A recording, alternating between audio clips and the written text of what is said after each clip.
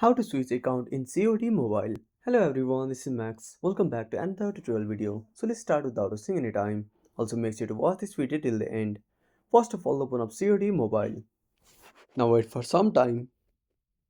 Now wait for the screen to load and sign in into your account. Now once the game loads, tap on the cross icon. Now repeat the same process. Now tap on settings at the top right corner. Now tap on legal and privacy. Now at the bottom right corner you will find an option for logout. Simply tap on logout.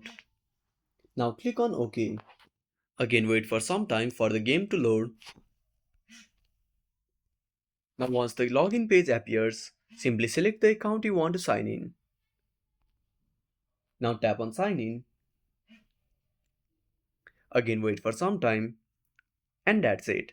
Thanks for watching. Make sure to subscribe our channel and hit the bell icon. See you in the next video.